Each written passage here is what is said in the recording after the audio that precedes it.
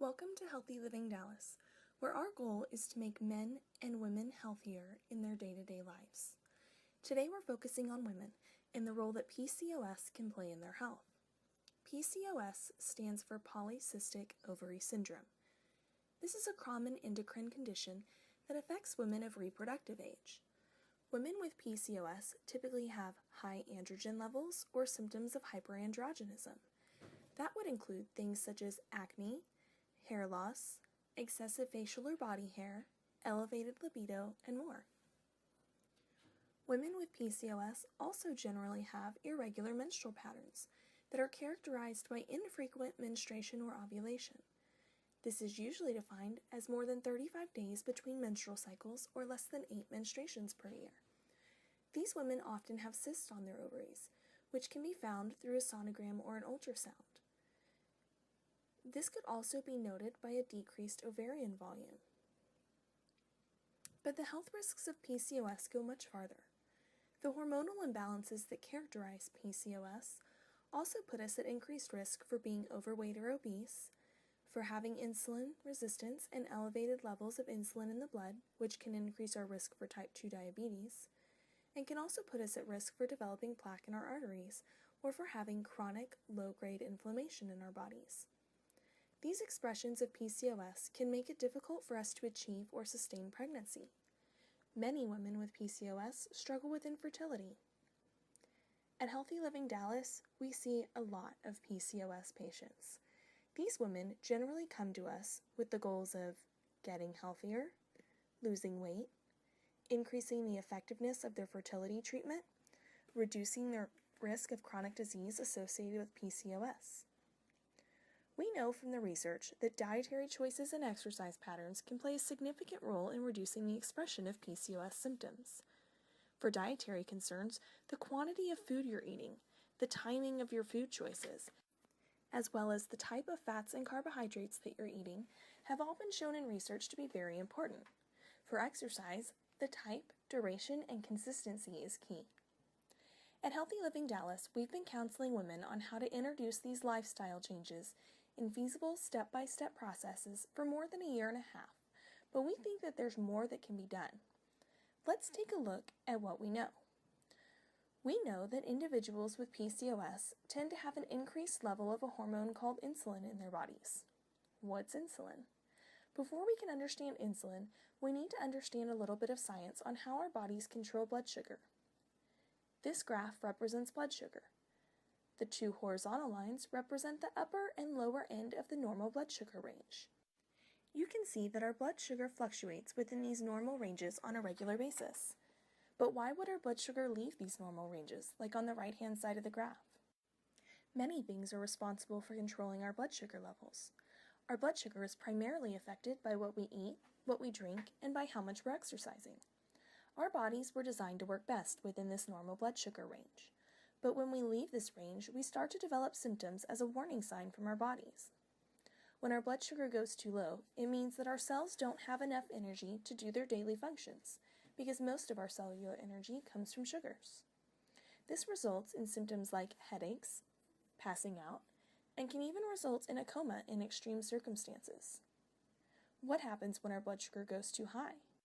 When our blood sugar goes too high, we start to do damage to sensitive tissues in our bodies, including our kidneys, nerves, and certain tissues in the eye. Those are some fairly serious health concerns, so our body works very, very hard to keep our blood sugar within normal ranges. Its primary tool for controlling high blood sugar is a hormone called insulin. Insulin is a hormone that is made in the pancreas and released in the bloodstream in response to elevated blood sugar levels. Picture your blood vessels like a tube running through your body. The green letter G's represent glucose, which is a form of sugar that our body gets from breaking down food or energy stores in our body. On the left, what you'll see is a blood vessel with a normal amount of glucose. But what happens when what we eat or drink causes our blood sugar to go too high out of the safe range? Our body releases the hormone insulin that acts like an escort for glucose into nearby cells. One way to think of insulin is like a key. Insulin is required to unlock transporters that allow glucose to enter the cells of our body. Without insulin, the glucose would continue to build up in our bloodstream and contribute to damaging those sensitive tissues, not to mention helping with plaque formation. But where does the insulin deliver the glucose? If you look at the picture on the screen, we see that our blood vessels are surrounded by, and indeed made up of, cells. These cells in our body need energy. The cells shown here in green are the cells that are currently needing energy to do their day-to-day process as well. The cells indicated in red here are cells that have all of the energy they need, so they will not accept glucose at this time. This is where exercise plays a large role in controlling blood sugar levels. If your cells are, quote, hungry, unquote, because they used energy during exercise, your body will preferentially put glucose into those cells. If, however, you don't have enough hungry cells to accept all of the glucose your body needs to get out of the bloodstream, it will begin to store it in storage cells, also known as adipose cells or fat tissue. When you think about fat tissue, I don't want you to think about fats. Think about fat tissue as stored sugar. Once insulin's done its job and blood glucose ranges are in normal range, the insulin is broken down by the body. So what we know is that women with PCOS generally have an increase in insulin levels.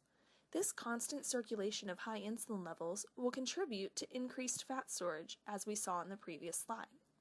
This can also increase insulin resistance, which can lead to type 2 diabetes if left unchecked. Fat tissue, especially the fat tissue around the abdomen, is what we call metabolically active tissue, meaning that it can generate hormones of its own, particularly inflammatory markers and insulin, which perpetuate this cycle. This cycle is why inability to lose weight is one of our primary complaints with women who have PCOS. That increased fat tissue also plays another role. Fat tissue is responsible for converting estrogens into androgens, which are male hormones in the body. The increased level of androgens is one of the primary reasons that women with PCOS tend to have issues with regular menstruation or ovulation, as well as symptoms of hirsutism, such as increased growth of facial and body hair, acne, loss of hair, and increased libido. What is interesting is that insulin, in and of itself, can directly increase our androgen production.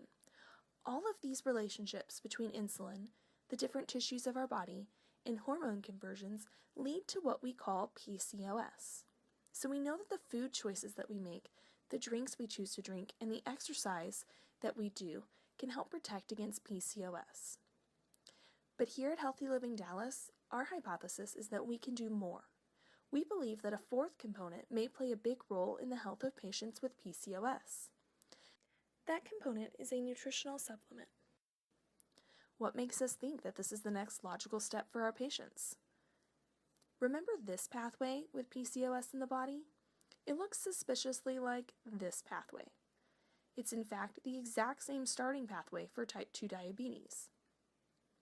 Recent research studies have shown that individuals with type 2 diabetes that received dietary and lifestyle counseling showed improvement in this pathway and in symptoms of type 2 diabetes. However, individuals that receive dietary and lifestyle counseling in combination with a nutritional product twice daily saw a significantly stronger benefit than those who had dietary and lifestyle counseling alone. Those studies revealed that insulin levels and markers of long-term blood sugar control were improved more quickly and weight loss was higher in individuals who used the nutritional product in combination with healthy dietary choices. Our hypothesis is that since PCOS plays a similar role in the initial pathway of type 2 diabetes, that we would see the same results if we incorporated the nutritional product into the healthy lifestyle of our PCOS patients. We expect to see decreased insulin levels, a decrease in insulin resistance, and a decrease in fat tissue, similar to what we saw in the individuals with type 2 diabetes. However, because of the relationship between insulin and PCOS, we also expect to see a decrease in androgen production and the associated symptoms, including menstrual regulation, which is our primary target. This product has been released to the public for quite some time now and has a proven track record of safety and benefit in many clinical applications. But we need your help to prove that it helps with PCOS. Dr. Anil Pinto with Healthy Living Dallas is leading a research team that is currently enrolling study participants. The study design is straightforward. There will be 3 groups of participants. Group 3 will be comprised of individuals who are not interested in receiving dietary and lifestyle counseling at this time. Groups 1 and 2 will be composed of individuals who are interested in receiving dietary and lifestyle counseling during the research study. From these participants, they will be randomly split into two groups. One group will have the nutritional product added to their healthy lifestyle recommendations twice daily. This study is expected to last 6 months of active participation with an observational follow-up visit at month 7, 8, and 9. All participants will have the same 2 initial appointments. The first visit will be the screening visit. At this visit, we'll review the patient's health history, collect physical measurements and blood work, and perform an ultrasound or sonogram on the patient. On the second visit, we'll review and discuss study eligibility and enrollment. If an individual chooses to participate in the study, they would now choose whether to be in Group 3 with no intervention and monitoring only, or if they'd like to be placed into Groups 1 or 2 by random selection. After the first 2 visits, which are the same for everybody, visit frequency and duration changes depending on the group the patient is enrolled in. Group 3 individuals that are not interested in dietary or lifestyle counseling at this time will be required to attend follow-up visits at 1 month, 2 months, 3 months, 4 months, and 6 months, with observational follow-up visits on months 7, 8, and 9. Expected visit lengths at these appointments would be 30 to 45 minutes. Groups 1 and 2, who have opted to receive dietary or lifestyle counseling, will be required to attend a 2-hour seminar for the initial training and information. This training will be done in a group session, but follow-up visits will be done on an individual basis. Required follow-ups for Groups 1 and 2 include every 2 weeks for the first 2 months, followed by in-person visits at months 3, 4, and 6, and a phone visit on month 5. Observational visits will also be held on month 7, 8, and 9. Estimated visit length is expected to be 30 to 60 minutes. All study participants will receive ultrasounds and blood work that will be conducted at specified follow-up visits without charge to the participant. All intervention group participants, Groups 1 and 2, will also receive a kinetic activity monitor device produced by Kirsch Health at the beginning of their study participation. This activity monitor is valued at $120. Participants who opt out of nutrition and lifestyle counseling during the study may request 4 sessions of lifestyle counseling within 2 months of completing study participation, valued at $340. Individuals participating in Group 3, the observational group of the research study, are also eligible for 1 free Clomid cycle monitoring by Dr. Pinto at Reaper Med Fertility within 4 months of the conclusion of the study. This monitoring is valued at $600 to $800. And of course, we all get the satisfaction of progressing the research and knowledge of PCOS. These incentives for study participation cannot be exchanged for monetary value at any time and must be used within the time frames that will be specified by the clinic during study enrollment. If you are interested in participating in this research study and you are a female between the ages of 21 and 40 years old, have been diagnosed with PCOS, and are interested in learning more about participating in this 6-month clinical research study, please take the following steps. Have your OB/GYN, reproductive specialist, or primary care physician complete the study referral form confirming that you have been diagnosed with PCOS. These forms can be found at our website at www.healthylivingdallas.com under the Research Study tab found at the top of our webpage. These completed forms can be faxed to our office at the number shown above. After receiving this fax, you will be contacted to schedule your screening appointment. If your physician is unable to complete these forms, contact our office at the phone number listed above and ask about scheduling an appointment for study screening. All study appointments will be conducted at our Dallas location at 3800 San Jacinto in Dallas, Texas 75204. Transportation to and from the appointments will be the responsibility of the study participants. For any further questions, please feel free to contact our office.